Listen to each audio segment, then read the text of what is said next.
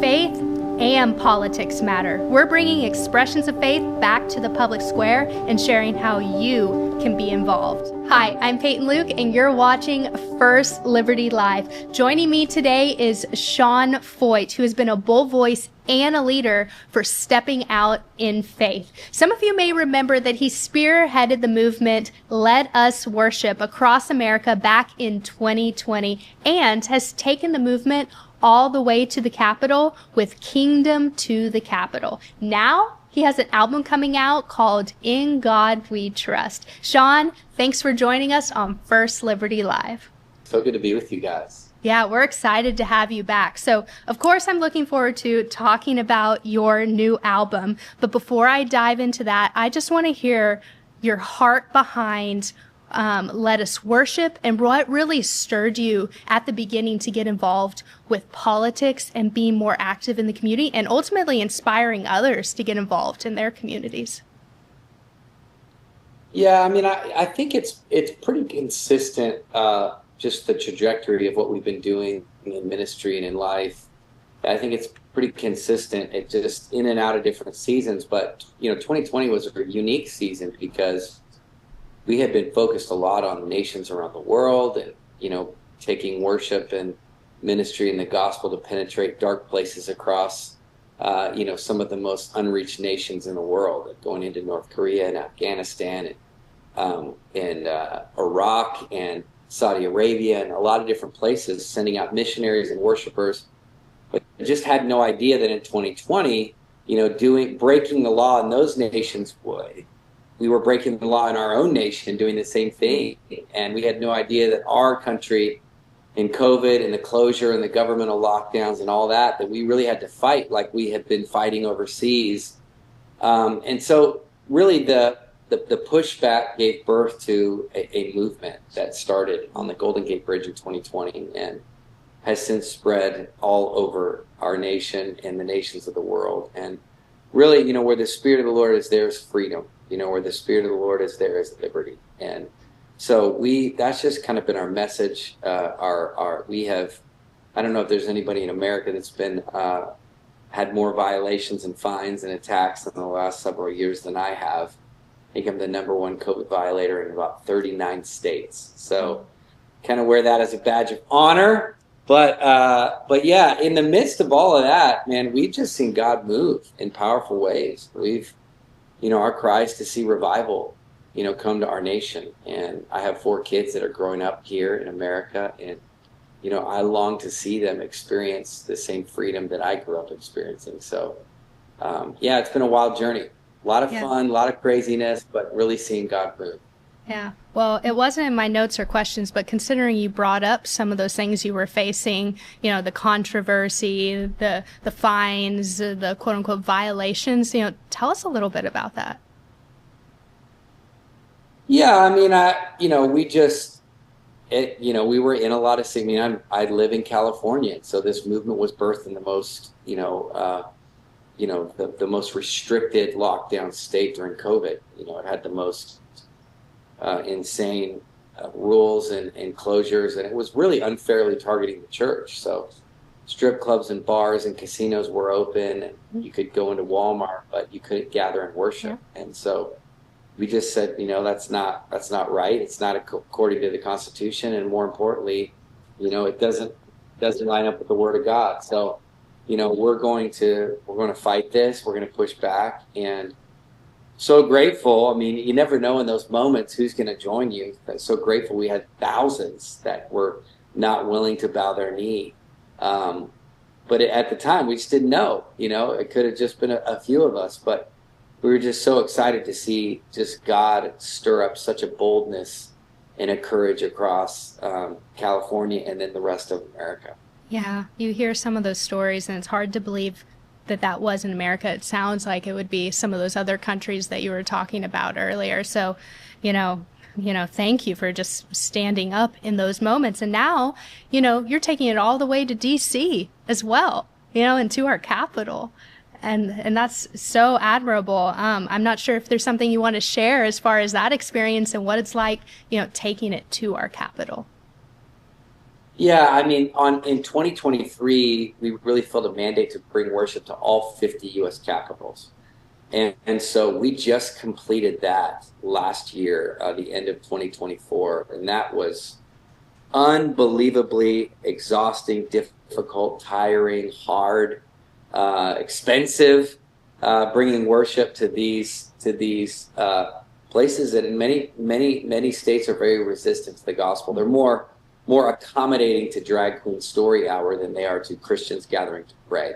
But we pressed on, and I believe that we saw a massive shift. We saw God move. We ended the whole time together on the National Mall about a week before the election, at the end of November. And so we had the last largest Christian gathering there on the National Mall. And just, it was so powerful to finish that journey and lift our hands on the mall and you know, declare these songs, you know, for that are from this album, In God We Trust, that are declaring the same things that have been written on our money, you know, verses, Bible verses that are inscribed in statues and buildings across DC and America. You know, it was almost like a great reminder of, you know, God is the one that brought us here. He's the one we must rely on. We cannot depart from him and hope to have any sense of a nation left. So it was powerful. And then I got to be in the room, you know, a week and a half later, you know, in the room when President Trump won the election. And that was really awesome to be there and kind of see what I feel like was the fruit of so many people's prayers. So, In God We Trust, the title of your new album. Were there any other contenders for the title, or was it always just In God We Trust? And how did you officially settle on that title? Well, I think it's always good to remind. It's like we feel like when we're worshiping and we're singing these things, like, and a lot of times we feel like we're reminding God. Obviously, he doesn't need the reminder. We need the reminder. So when we gather in the National Mall, you know, a week before a crazy historic election, after going to 50 U.S. capitals, and we're declaring with thousands of people, in God alone we trust, as Lord, as King, as Judge. That's how the chorus goes, and we start declaring those songs. I mean, there's another song that was on the album called His Shoulders, and the chorus is, the government rests upon his shoulders. You know, there's another song called The Prayer of Your People. I wrote that song the day after Trump was almost assassinated on live TV, where he turned his head and barely missed the bullet. And I was so struck with the fragility of how, man, in a moment, like, we could be in full-blown civil war, and how we have to be a people. The prayer of your people is, God, come and heal our land. And so that song is based off of, you know, 2 Chronicles, where if my people will humble themselves, turn from their wicked ways, you know. And so all of this whole record that was captured on the National Mall is really like a prayer. And the cool thing is, we're going back during the inauguration, and we're going to sing these songs again at worship nights all across DC. So it's going to be really fun. That's incredible. So if people are interested in finding your album, where are they able to find it, and where are they able to connect with you and follow along?